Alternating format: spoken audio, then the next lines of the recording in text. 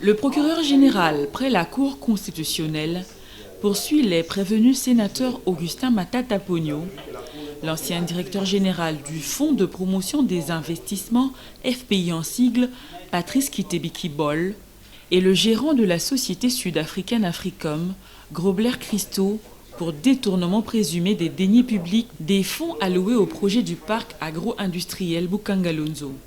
Des faits qui remontent à l'année 2014. Le prévenu sénateur Matata Pogno, alors Premier ministre, aurait conçu et lancé le projet des parcs agro-industriels sur l'étendue du pays avec Bukangalonzo comme projet pilote. La société Africom aurait été choisie sans le respect de la loi en la matière. Dans un rapport de novembre 2020, l'inspection générale des finances parle de 205 millions de dollars américains détournés sur les 285 millions débloqués pour le parc agro-industriel de Bukangalonzo. La Cour commence par identifier les prévenus et leurs conseils. Monsieur Matata Pogno, né à Kindu, le 5 juin 1964, fils de Matata Chouiti décédé et de Yowali Adelali en vie, né à Kenge le 11 septembre 1954, fils de Kitebi décédé et de Magemba en vie, originaire de Kolokoso, secteur de Kolokoso, territoire de Kenge, province du Congo. Mbouena Songa, avocat près la Cour de cassation et le Conseil d'État, conjointement. Maître Safari Mounoumé, avocat près la Cour d'appel de Kinshasa, conjointement. Selon l'organe de la loi, le prévenu Matata Pogno, alors Premier ministre, aurait bafoué la loi en matière de passation de marché. Ce dernier aurait également recouru à la procédure de gré à gré et sans l'autorisation de la Direction générale de contrôle des marchés publics pour la création de parcs agro-industriels à travers le pays, avec Bukangalonzo comme projet pilote. En créant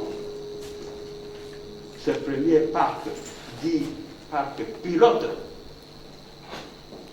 eh bien, M. Matata a tout faussé dès le départ pour accomplir ses desseins. Vous aurez tous les détails. Mais nous vous disons ceci. En matière de marché public, on doit toujours recourir à un appel d'offres. Nous aurons l'occasion de vous donner également les détails de cette loi, mais elle a été conçue pour vraiment arriver à bien choisir l'entreprise que l'État veut utiliser pour réaliser un projet. Monsieur Matata, Premier ministre,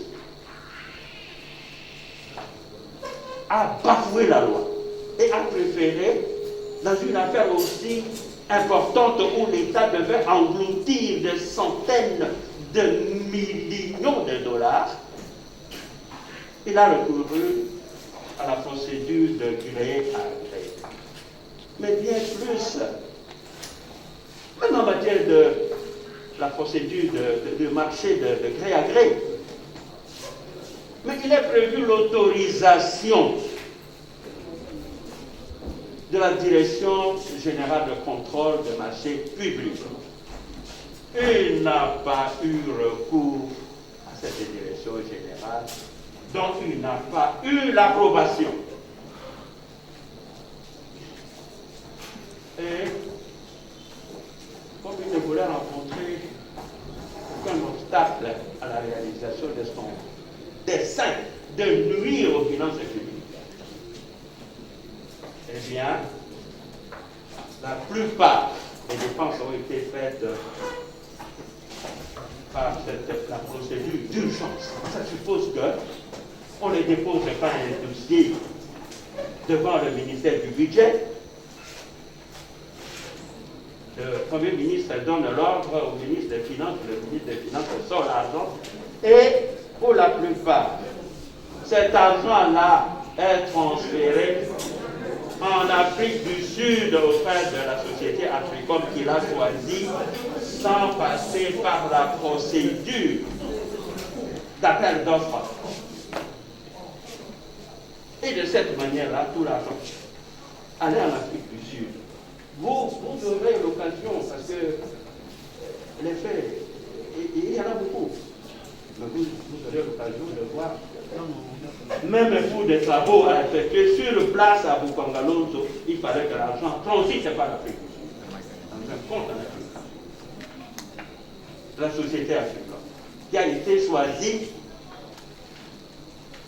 sans le respect de la loi en la matière.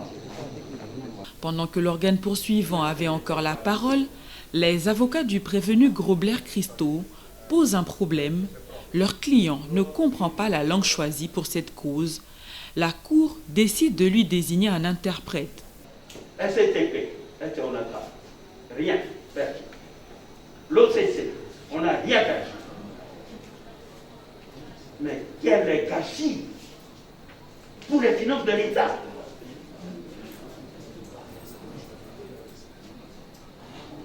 Et alors, vous verrez que même là où on a déboursé de l'argent, on vous dit... S'il vous plaît, honorable président. Maître, vous n'avez pas droit à la parole pour le moment, vous avez comparu. La procédure veut que les... Sorry, French is a problem. You don't know speak French? French is a problem. Where are you born? In English. Yeah, where are you born? My? Yeah. Where are you born? Where? Oh, South Africa. Johannesburg. Do you have your passport, your ID? I don't have my passport. I have a copy of my passport, but not mine. Let me see. Pas français, donc on devra bien lui désigner l'interprète. L'audience se poursuit. Les avocats de la partie prévenue Grobler-Christo soulèvent un préalable lié à la saisine. Selon ces conseils, la Cour ne peut se déclarer saisie à l'endroit de leur client, au motif que l'adresse reprise dans l'exploit est fausse et méconnue de leur client. Ils soutiennent que le prévenu Grobler-Christo, gérant d'Africom, n'a pas de résidence ni de domicile en République démocratique du Congo.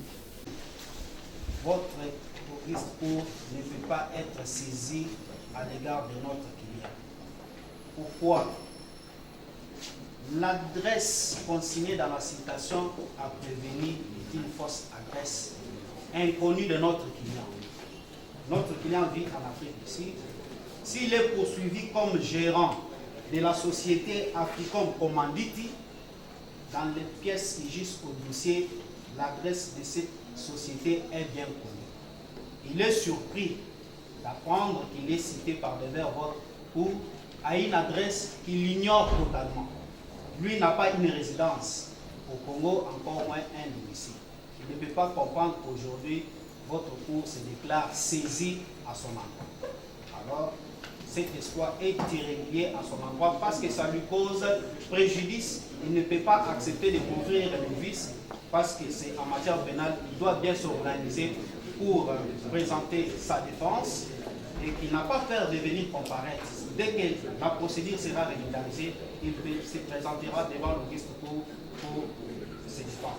Les avocats du prévenu Grobler ont voulu soulever un autre préalable. La Cour remet les pendules à l'heure aux avocats du prévenu Grobler-Christo. Elle les appelle à plus de sérieux devant la Cour et suspend momentanément l'audience pour permettre aux supposés interprètes d'accéder à la salle. Nous avons dit, avec l'autorisation de la voire même de l'acte d'accusation du procureur. Là, on est sur la saisie de M. Grobler. Oui, absolument. Notre client. Parce que Sérieux, dès le départ, je sens une sorte d'amusement. À ce niveau de la Cour constitutionnelle, je pense que les avocats devraient prendre les affaires vraiment au sérieux. Depuis 30 minutes, je sens de l'amusement. La Cour suspend pendant 2 minutes pour vous chercher cet interprète qui n'a pas de nom.